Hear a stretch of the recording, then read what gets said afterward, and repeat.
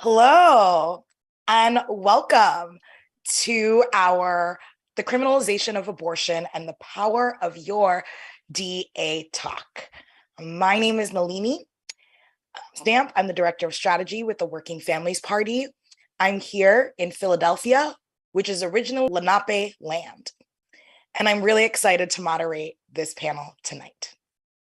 The Working Families Party Criminal Justice Initiative is building progressive power to disrupt the central actors of mass incarceration, win decarceral solutions that support community safety, and grow a movement of committed activists in the process. The Criminal Justice Initiative at the Working Families Party works in coalition with local and national organizations to identify and recruit outstanding district attorneys, sheriffs, and judges who center decarceral priorities and policies in their platform and provide support to community-led efforts to elect them. In the wake of the Dobbs decision that overturned Roe versus Wade and ended our federal constitutional right to abortion, our next step, and ended our federal constitutional right to an abortion. And our next step is clear. We need to strengthen our lines of defense across the country and at every level of government to protect our reproductive freedom against Republican-led attacks on abortion access. This issue is really personal to me because about a year ago in the state of Pennsylvania, because I've been suffering with long COVID, I became pregnant and was not ready with the health risk that might be associated with it. And I got an abortion. And I am thankful that I was able to, because I've been prioritizing my health for the last year. Every person deserves that right in this country.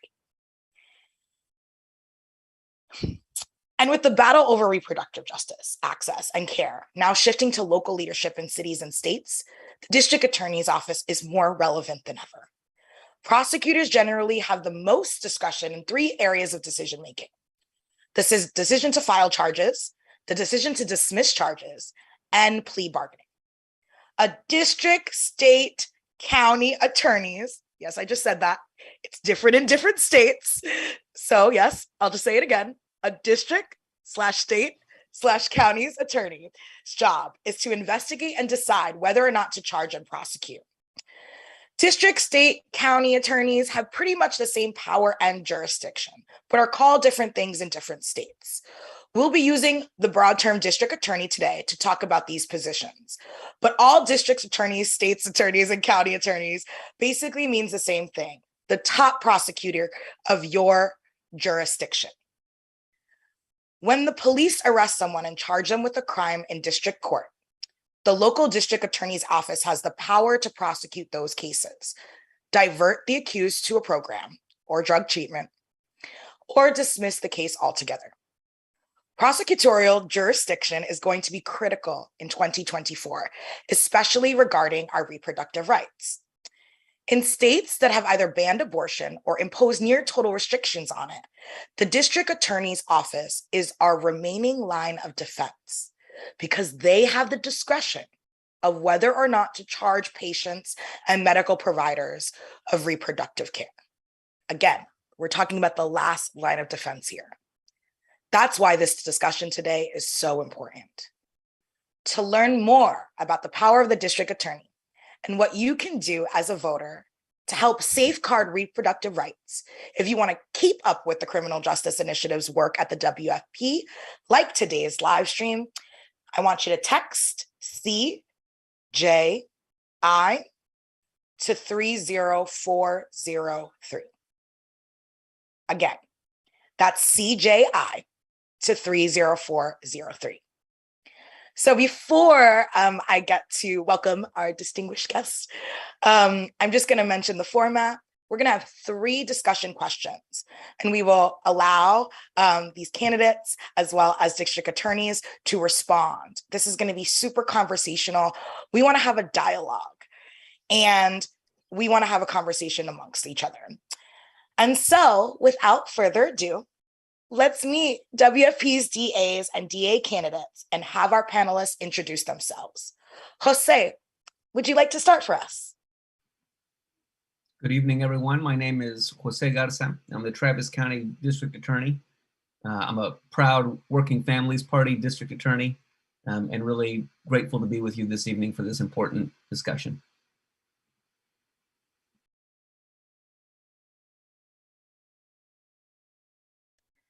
And next, I would like to push it over to Ramin. Good evening, everyone. I'm Ramin Fadahi. I am the Commonwealth's attorney. We got our own different name in Virginia for the city of Norfolk, Virginia on the Atlantic coast. And it is a pleasure to be here. The Working Families Party has always stood for right, has killed giants politically all over the country, and has driven the narrative towards justice, not just in our world, but in the worlds of housing, education, transportation, and individual and reproductive rights. I'm proud to be here, proud to be an ally. Thank you for joining us. Stephanie Morales. Hello, everyone. I'm Stephanie Morales. I'm the elected Commonwealth Attorney for the city of Portsmouth, Virginia. I've been elected since 2015, and I'm very, very proud to be here with all of you and very proud to be a Working Families Party Commonwealth Attorney. We love to hear it. Julie, please introduce yourselves.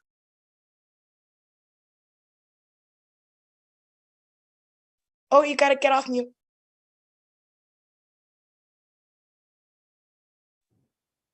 You'd think we'd all be better at this by now.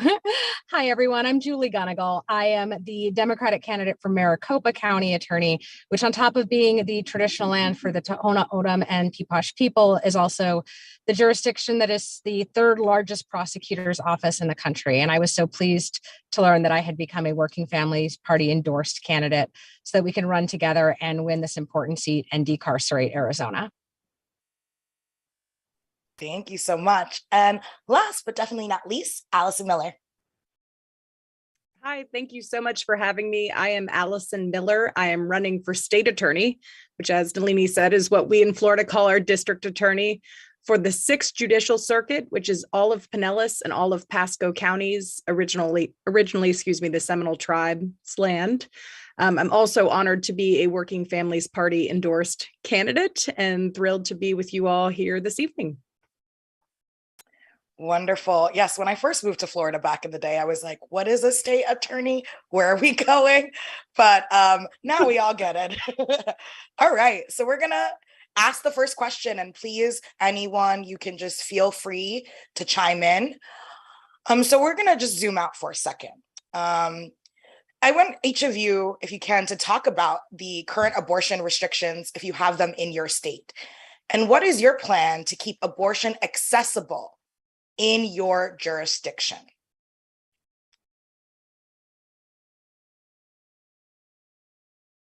Anyone would like to go? Sure, I guess I will jump in. So I think most people are familiar with the fact that Florida's governor seems to be running for president. And so we are fighting what seems to be red meat culture wars here more than solving any problems that are affecting the people of Florida. We had a 24-week abortion ban. Florida passed a 15-week abortion ban this past legislative session, which criminalizes healthcare providers, provides a penalty for healthcare providers providing an abortion after 15 weeks, unless it is medically necessary to save the life of the mother. There is no exception for rape or incest. Florida actually has stronger privacy protections in our state constitution than even the United States Constitution. And so a judge at the trial court level in the state system has found the ban to be unconstitutional, but it is on appeal. The governor, of course, has appealed that to the First District Court of Appeal. And unfortunately, most of our appellate judges are now DeSantis appointees, or Republican appointees. And so I don't think any of us are optimistic about the trial court judge's ruling remaining. As a woman, as a person, I don't know about y'all, but I want my healthcare providers thinking about what is medically necessary for me as their patient and not worrying about, is this woman's health declined to the point that her life is at risk so I can do something to avoid going to jail. as somebody who's hoping to assume the role of state attorney, I will have discretion to either prosecute or not prosecute people arrested for this crime. And I've already said that I will not prosecute people for either having or helping to access reproductive health care. I feel like I now have to add the asterisk. Of course, I will consider every case on a case-by-case basis, which I think is what any prosecutor is essentially saying. There's some hyperbole kind of inherent in campaigning. But again, I think most know that my colleague and friend just to the west of me, Andrew Warren, was removed by our governor for taking a similar stance. And so, of course, to get removed, I have to get elected first. But I certainly don't want to get elected to then ultimately end up being removed should Governor DeSantis get reelected. And so I think that's what we're all saying as prosecutors. We're going to consider every circumstance on a case-by-case basis. But, I would exercise discretion to protect women and healthcare providers. Thank you. Others? So we Virginians roll deep. Stephanie, why don't we tag team this one? Do you want to take the good news about abortion access in Virginia, or do you want to take the bad news about what a knife's edge we're on? Okay, I'll take the good news. So abortion access is still there, it's still legal in Virginia, but without protection. So as it stands right now, Ramin and I both have put our positions on the record that we are going to protect the rights of those seeking abortion, and that we are going to continue to protect those in our jurisdiction. However, as you all know, we have laws that are subject to the wishes and the will of the members of the General Assembly. So I will now turn it over to you, Ramin, so that you can share the other piece. I'm always into the bad news, and the bad news here is that even though essentially Roe versus Wade is codified law in Virginia, as Stephanie has laid out, we also have a governor who has fantasies of becoming president. And he won an election here, a very narrow election, basically on fear-mongering both trans people and fear-mongering issues of social and criminal justice, and demonizing a lot of the work that Stephanie and I and Working Families have been doing, as well as Jose, of course.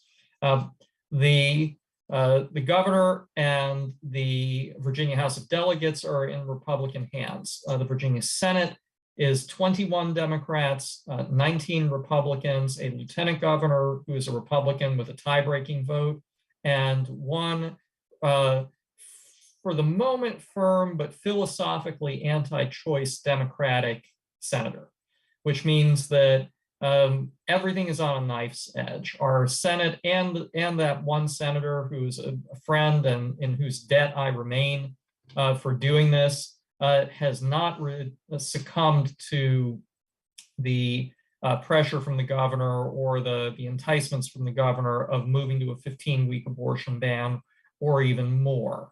Though right now we're all right. We don't have a legislative election until 2023, but in an instant, Virginia could turn into Texas.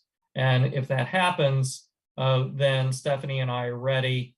And the position that I've taken is that I will not prosecute any pregnant person, any provider for an abortion that would have been legal under Roe.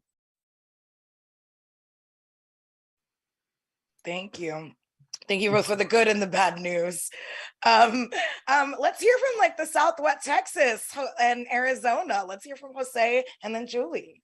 Absolutely. Let's start with a couple of things. First, in the state of Texas, our radical state government, our radical legislature has criminalized and prohibited almost all abortion in the state.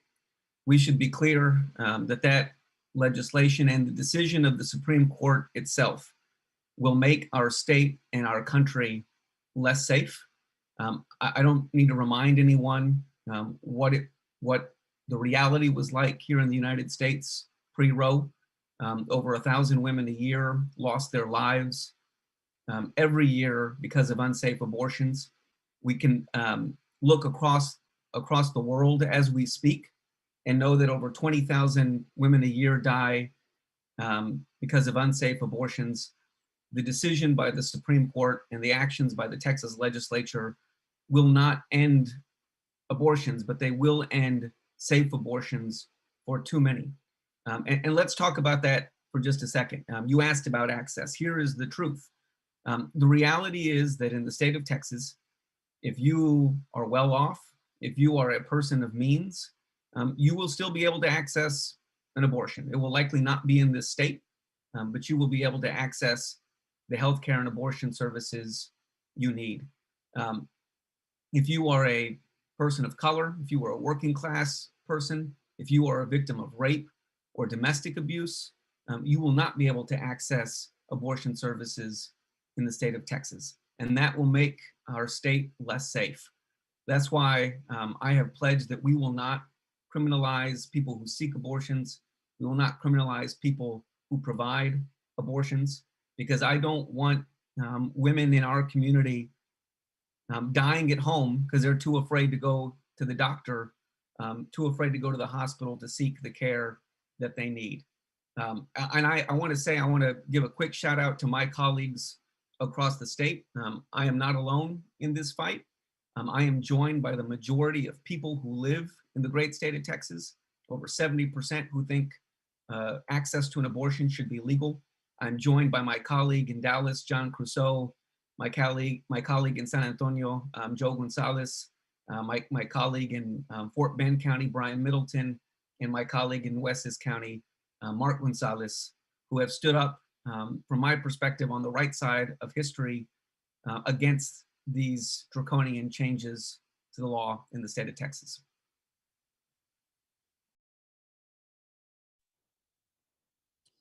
Well, and last but not least, reporting out from Arizona, where we have an abortion ban that dates back to 1864 on our books. So in the state of Arizona, we have had a law that was part of a package of laws from before we even were a state.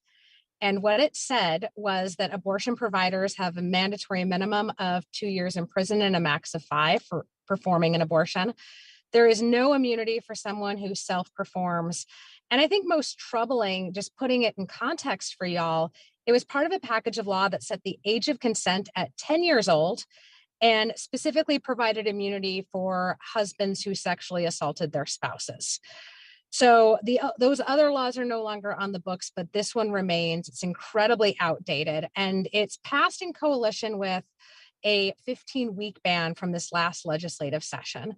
I suppose the uniquely Arizona twist is that no politician and no attorney is willing to tell you which law actually applies. And as a direct result, there's just been confusion and chaos in the courts. The only exemption from either of these two laws is for the health and safety of the patient, as determined by the good faith of the provider. But that in itself has led our doctors to wonder how exactly close to death their clients need to be before they can perform a life-saving abortion. Again, a issue that no politician is even willing to speak to in our state. And I think that places the health of everybody at risk. So yeah, I forgot the best part. The best part is that all of this happened in the context of 2 years ago. We have a fetal personhood on the law on the books, which says that a fertilized egg at any length of gestation has the same rights, privileges, and immunities as you or I. Now, that law also is enjoined, but it does set up the very real possibility that Arizonans could be facing fetal child neglect charges, even abortion as first-degree murder, which still carries with it the possibility of the death penalty in our state. So it's grim. Even though some of these laws have been enjoined, we still haven't seen providers come fully online. And the atmosphere is still one of fear and distrust, especially when we know that it will be our police departments and prosecutors determining what the good faith determination of a provider is. Thank you so much, everyone, for sharing both the grim and the hopeful. I think this is a big reminder that, this is why state legislative bodies are so important. We always talk about gubernatorial races or US Senate races, but our state legislators really decide a lot of the laws that these folks have to work with, district attorneys and state attorneys. So I really, really appreciate you bringing all that stuff to light. I got a little bit emotional as well, just hearing some of the stories. So thank you for sharing that. So I'm going to move to our second question as well. So when I first heard this, I'm not going to lie, I was like, trap house, what?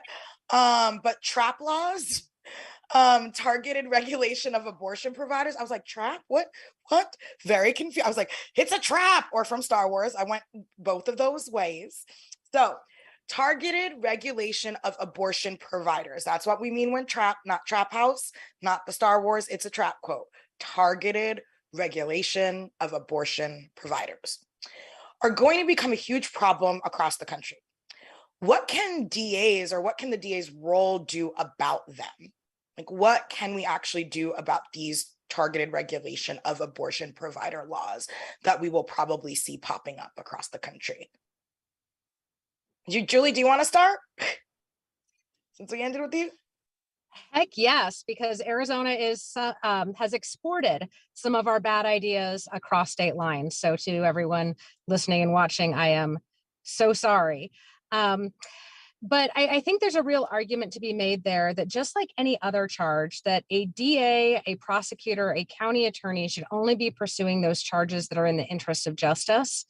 And I think now more than ever, that ethical concern needs to encompass what it means in terms of these investigations, what it means in terms of privacy concerns, what it means in terms of taxpayer dollars. And I think the commitment can and should still be there that enforcing these sorts of trap laws and tying the hands of doctors, and that's really who these are targeted against, would never be in the interest of justice and would never be a good use of taxpayer dollars, especially when there's so many other pressing concerns on public safety.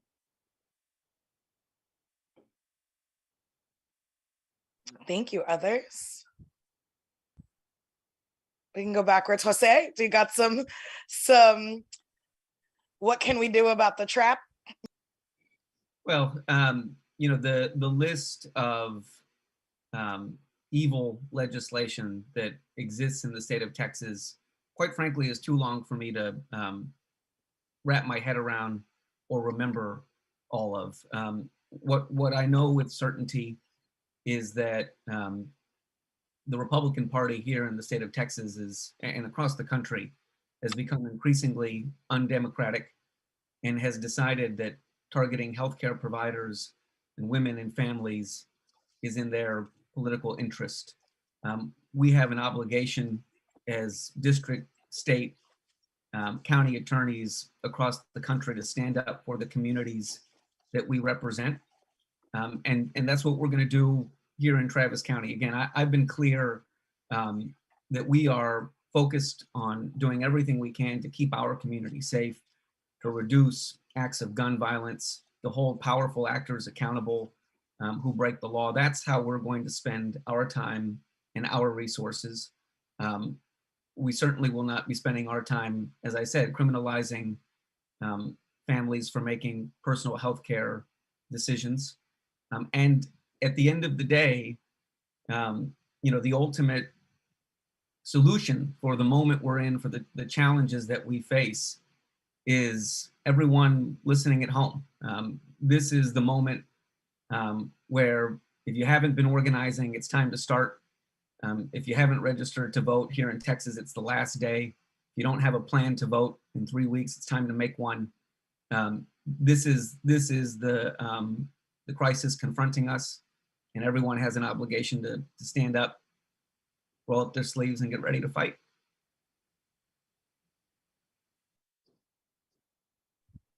Thank you.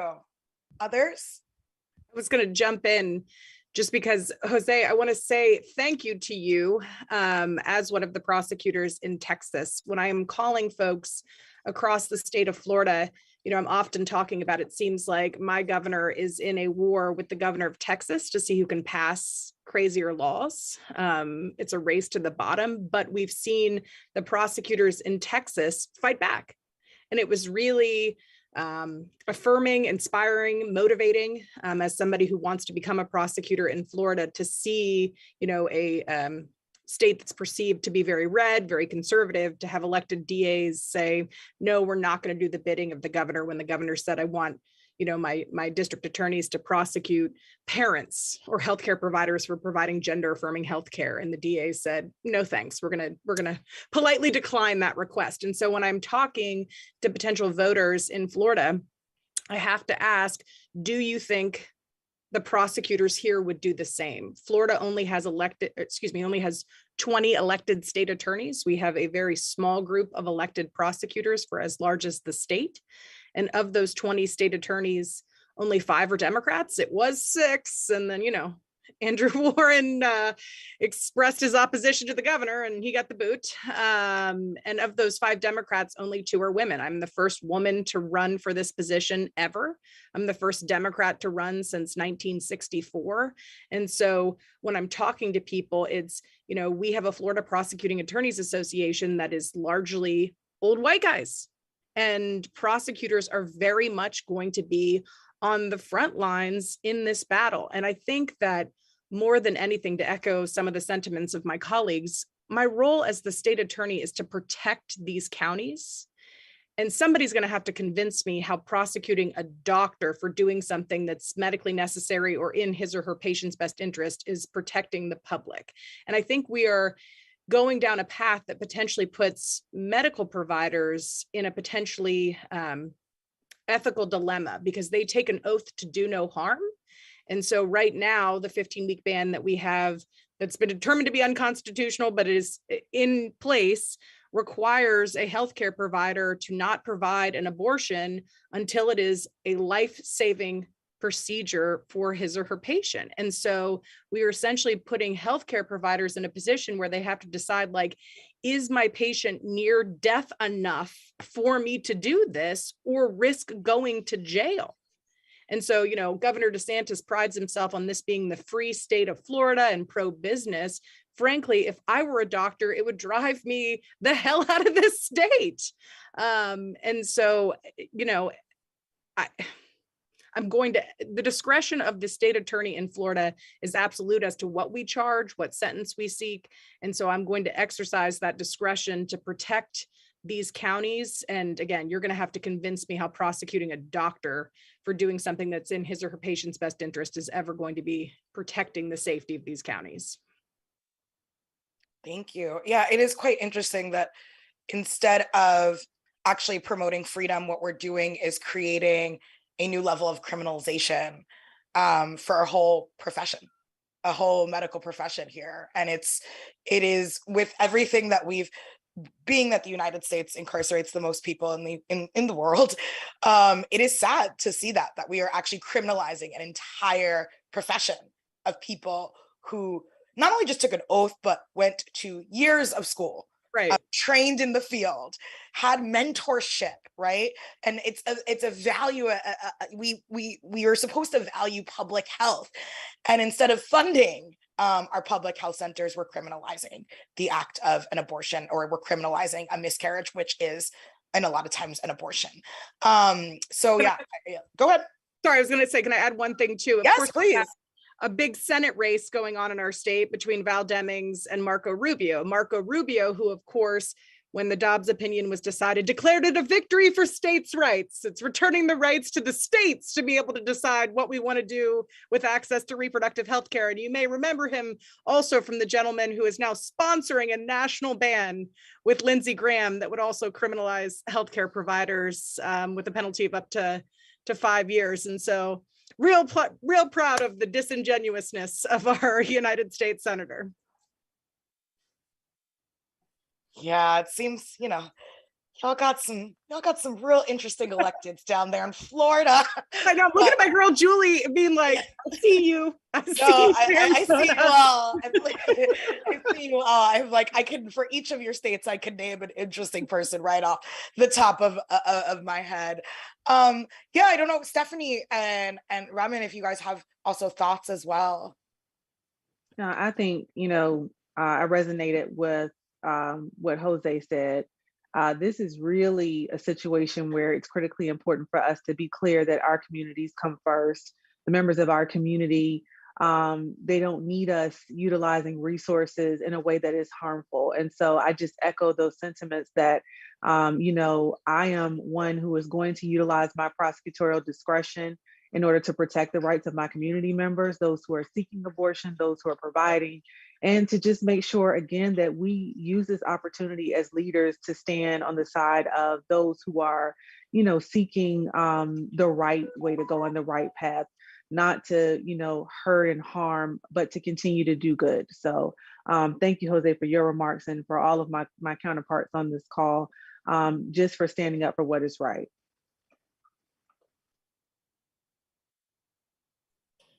All right, I'll wrap it up maybe with a wonky answer. The +1 on everything. I'm super enjoying the Texas, Arizona, Florida hold my beer contest. What we as DAs can do about trap laws is highly state dependent. So Virginia, for example, has trap laws that have gone on the books little by little over the years, but violating them isn't a criminal offense. It's a regulatory offense that falls outside of at least Virginia prosecutors' purview. I know that prosecutors, for example, in Minnesota and in Arizona, I don't know about Texas and Florida, have some civil regulatory and enforcement powers. So That's right.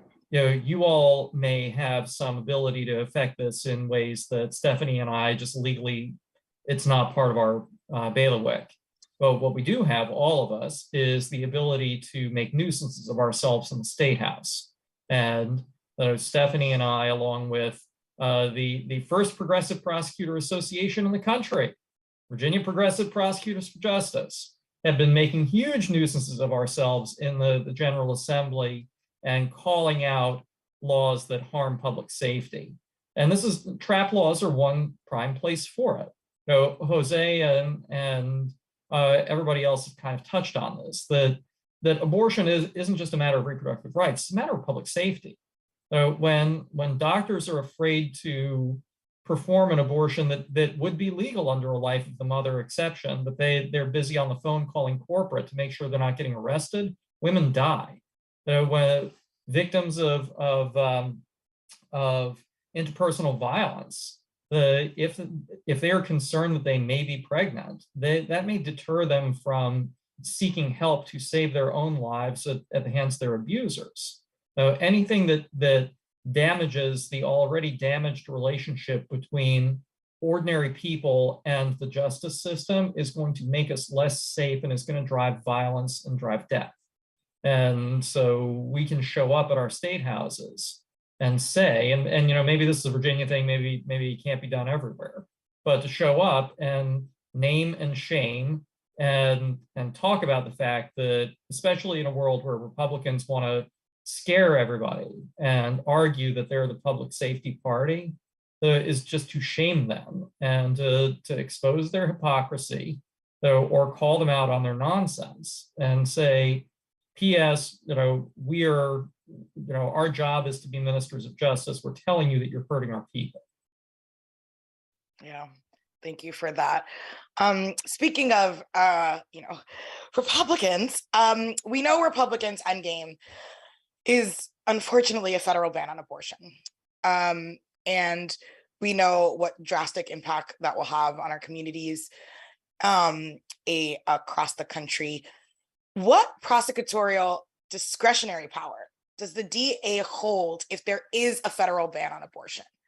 So what, in your perspective, states, because it's different in lots of places, like if there was a federal abortion ban, which just clearly my body is, it's very hard to say, what is the power of local DAs if there is a federal ban on abortion in your state and in your community? What can you do?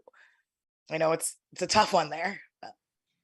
Well, I'll jump in and stay on the wonky path because I think it's a good one for this. If there is a federal abortion ban, that also means that enforcement of that ban would be within the purview of the federal government, the United States Attorney's Office, and other agencies that are, in most instances, not ours. But the reality is that what we're seeing increasingly is issues that should be between amongst families, between partners, that should be personal, are increasingly showing up on our desks. The question of whether or not we should separate transgender children from their parents, the question of whether or not we should prosecute people who seek abortions or who provide them. Increasingly, as district attorneys, these are issues that we have to confront. And again, I just want to reiterate how important it is in this moment that we stay true to our North Star, which is keeping our community safe. And the reality is that these kinds of actions absolutely make our communities less safe in multiple ways, not the least of which is that they create instability in our communities. And instability is the root of what makes communities unsafe. So, you know, if there is a federal ban, there's going to be a different enforcement scheme. But the truth is, there is no running and hiding for district attorneys, for state's attorneys, for county attorneys across the country. These issues are increasingly coming to our desks, coming to our doorsteps, and we have an obligation to fight for the communities that put us in these positions to begin with. Thank you for that. Others? What do we do? Well, I think that's exactly right. I still think that there's a role for the state's attorney, the county attorney, or DA, because, I mean, even before Roe fell, we saw 1,700 different cases nationwide of the criminalization of pregnancy, whether it be people who show up in the emergency room in the throes of miscarriage and people want to double check the work and see whether or not it's an actual natural abortion versus something that was induced, or whether it's somebody who's addicted and also pregnant who it faces the horrors of a criminal prosecution, or whether it's more simple cases like the case of Christine Taylor out of Iowa, a mama who fell while heavily pregnant and was held for 2 days while it was investigated whether she intentionally fell down the stairs or if it was truly an accident after her nurse turned her in. I think there's still very much a role for the DA's office in protecting people by keeping their priorities straight on the issues that really matter to the community and community safety, and keeping our hands out of people's private lives and doctors' offices, irrespective of a federal ban.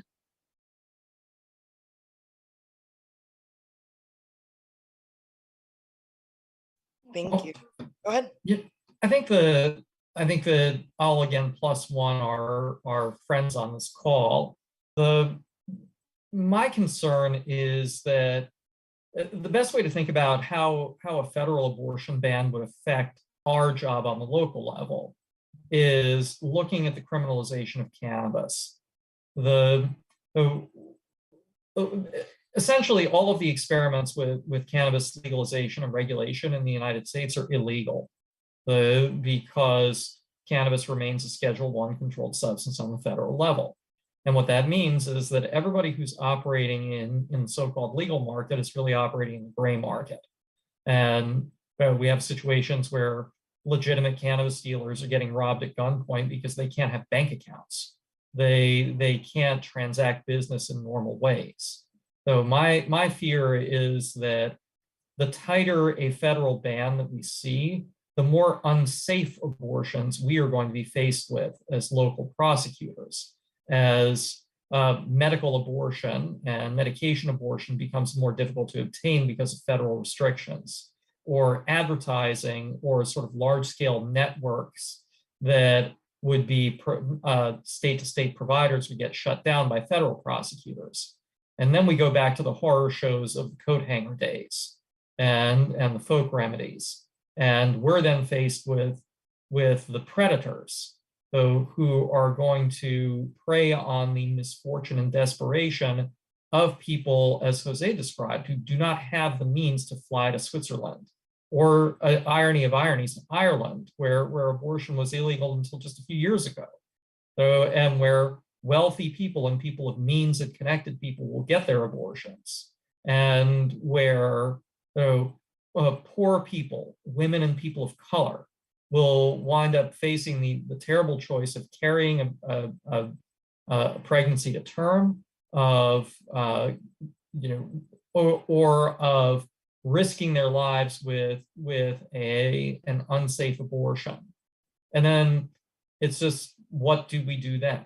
What do we do with the predator who deliberately preyed on pregnant people? What do we do with the well-meaning person whose folk remedy kills the pregnant person? How do we make those decisions? And how do we engage in harm reduction that was the direct cause of criminalizing a civil right that was legal just a few years before?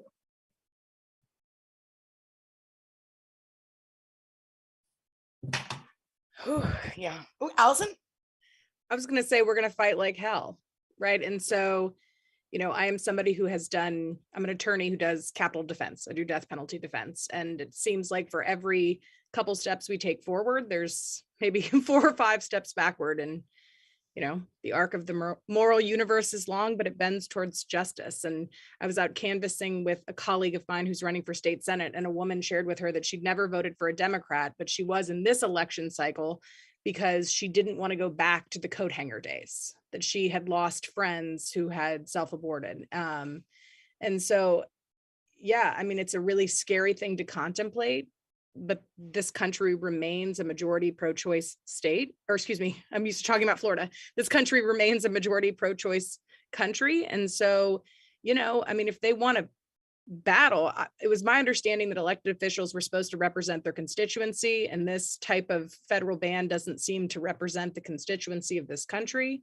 But the things, it feels like a massive step backwards. And I think about when Roe was passed, the things that were in place and sort of the juggernaut that was rolling that effectuated that type of change, that evolving standard of decency. And if they want to go back there in that battle, but I do think that's why it is so critically important that as state officials, like Jose said, while we might not be able to directly impact federal regulation, that we use our voices to elevate those around us. And people ask me all the time, do I regret saying I'm not going to prosecute women or healthcare providers after what happened to Andrew Warren? Not for a moment, right? I'm always going to be proud to be authentically myself and to stand up for women and pregnant people and doctors who are doing what's in their patient's best interest. Thank you. Stephanie, do you have any words on this round? Yeah, just very briefly, I will say that it's important also to note, depending on your state and how the laws kind of align themselves, there may be concurrent jurisdiction. That's something to consider, where even if there is a federal ban, we as state prosecutors will still have jurisdiction. And it doesn't necessarily mean that we succumb to the wants of the federal government at all times. Sometimes now when we have concurrent jurisdiction, we have conversations about federal adoption versus state prosecution, or the state handling the matter. And so just because, a federal ban may come in place, that doesn't mean that we necessarily lose jurisdiction, and that conversation can't be had about what happens if there is concurrent jurisdiction, and then our prosecutorial discretion and what that means in those circumstances. Thank you. So we're going to go around. We're going to start from west to east. And I just, we have like closing thoughts. So that, that was pretty heavy. It's, these issues, especially talking about our futures, our autonomy, our bodily autonomy, and our freedoms are serious with the attack that has happened on our communities. And I just, I want you all to just give us some closing reflections, but also what can people do? What can people do, especially since, we're like 28 days to an election? It's kind of big. But, what can people, and even if it's just service work too, like what are your closing thoughts and reflections? I love the fight like hell. I need a tattoo of that. But, what are it's like right on the forehead. What are your closing? So everybody just go on with closing thoughts and like, what can people do? So we'll start with Julie, we'll go to Jose, I'll start up down south, Allison, and we'll finish with Raman and Stephanie. Well, listen, if I didn't have hope that this could be better, I wouldn't be running for office. I'd be figuring out something better to do with my time. So we have to have hope. We have to fight like hell. I did not appropriately explain my surroundings before. I'm actually in my car right outside canvassing. So when I sign off, I'm going to be out there knocking on doors, talking to voters. And guess what? We are dealing with the most engaged electorate, maybe even in my lifetime. So let's make sure that we're doing our best to communicate, to do real education, and to make sure that everybody knows what's at stake over these next 20 some odd days. Well, we should remember the struggle that it took to earn these rights in the first place. We should recognize that it took decades of organizing, of marching, of voting, quite frankly, of suffering for us to win the right to an abortion in the first place. And, over the last 75 years in this country, we have made an enormous amount of progress. But every time we do, we can see that those who are threatened by our progress, that those who have jealously guarded their power for so long will do anything to claw it back. And they do these things because they know how powerful you are. They see what you can win and what you can change. And so as we think about the struggle that it took to win this right in the first place, we have to commit ourselves on behalf of everyone who fought so that we could be here in the first place, commit ourselves to this fight, commit ourselves to organizing, to educating, to voting, to doing our small part, whatever that is, whatever we are capable of, so that our children and so that the next generation can also have the luxury that we do to look back and think about how much progress we've made. Allison?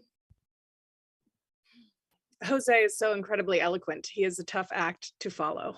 No, I think what everyone has said, it resonates. I'm sure you all have seen my 7-year-old daughter, who I am hiding from in her loft. I'm under her loft bed. So if you can see some of her artwork, I'm literally hiding from my child in her room, which sounds counterintuitive, but this is the least likely place for her to come because her bed's here and she doesn't want to do that, but she continues to come in here to see what I'm doing.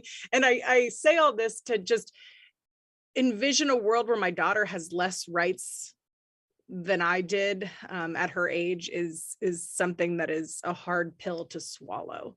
I'm also 28 days out from an election, which is why I'm hiding in here, because I was doing call time all day to try to raise funds. We are pulling ahead with our messaging, but I am running very much in a red jurisdiction against a good old boy who would very much like to hold on to his seat. But yeah, I think that that's right. We really have to pay attention to these. We owe it to our children and those that came before us and worked and suffered and struggled to pay more attention to local elections, because on a day-to-day, we are more impacted by the decisions of our local district attorney or state attorney and our local legislature. And in Florida, I will say that we have 7 Supreme Court justices, and they are all Republican appointees. 4 of the 7 are DeSantis appointees, but they come up for retention elections, and 5 of the 7 are on the ballot for retention this year.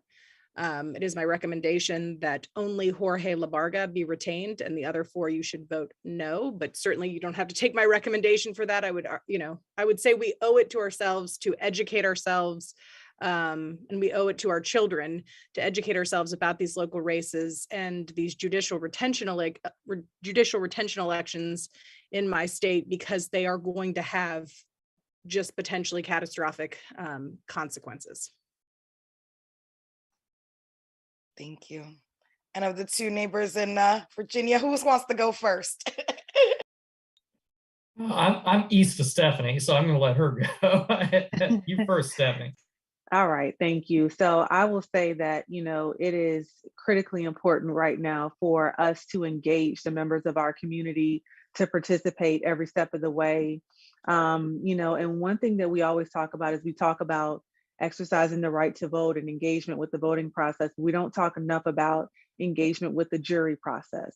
And so, one of the things too that I thought of when we talked about federal bans is that we need people participating in juries at the state level and at the federal level, because ultimately, if we are stopped from, and prevented from protecting our constituents in any way, we need members of the community to stand up for each other.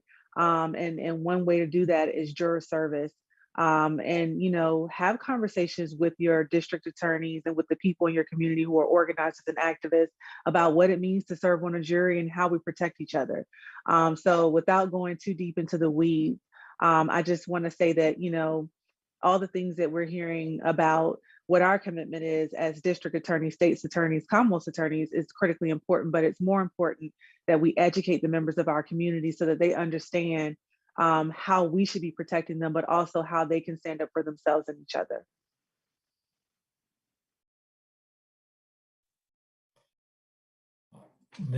Hard to wrap up with all these good ideas. I'll just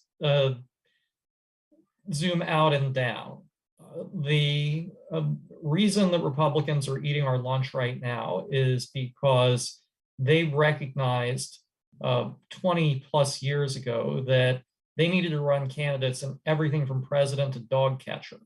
And they managed to ride a wave in 2009 and 2010 that has now given them a hammerlock on the drawing of congressional districts and of state legislative districts, which means that we see a federal and many state governments far less representative of the will of the people than they were 25 years ago. And the only way to beat back that kind of control is to build our own bench. People don't just up and become governor or up and become president. Our school board candidates and our county land commissioner candidates and all the unsexy jobs are the ones that feed into the state house, the state senate, the governorship, and that give us as DAs the tools to push back on anti-human rights, anti-social justice issues like the restriction to reproductive health care and the end to abortion. So vote in every election. If you have the means to contribute financially, think about contributing to your local candidates. I'm not on the ballot this year. I'm not asking for your money. I'll gladly take it, but I'm not asking for it. But you'd be amazed. $25 or $50 or $100 goes way further for a local candidate than it does for a national candidate or for a U.S. Senate candidate. Not dissing or down in any of them. And knocking on doors, doing that for an afternoon for somebody whose election may only have a couple of thousand voters in it. You could actually win their election for them. So think about those things and remember that those people may not be getting the glory, they may not be getting the headlines, but we all know where a community organizer from Chicago wound up after putting in the work year after year. And if you want to get those hard-won victories that we've talked about, it'll take time, and the measure will not necessarily even be in the victories. So it'll be in the dogs that don't bark, the trees that don't fall, because we are there, and people who think like we do are there to protect us and move us forward instead of backward. Thank you so much. Of course, COVID times and stuff's falling off my desk. So it's still 28 days. So thank you so much. Thank you, Jose. Julie probably had to get on doors again. Thank you, Allison, Stephanie, Ramin. Really, really appreciate you. For everyone who's out there, if you want to help Allison and Julie get elected, you can join our WFP Tech Squad.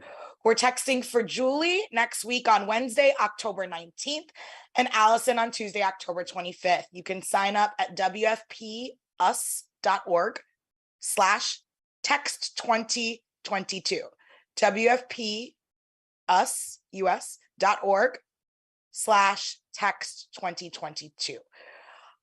Really appreciate everybody for coming out. I am carrying the spirit of the folks in Argentina who through thick and thin got abortion legalized earlier this year after many years. And, you know, and we're standing on the shoulders of giants. So thank you everyone for joining. And please, if you want to get more involved with the Criminal Justice Initiative work at the Working Families Party, text CJI to 30403. Text CJI to 30403. Abrazos, thank you, and good night.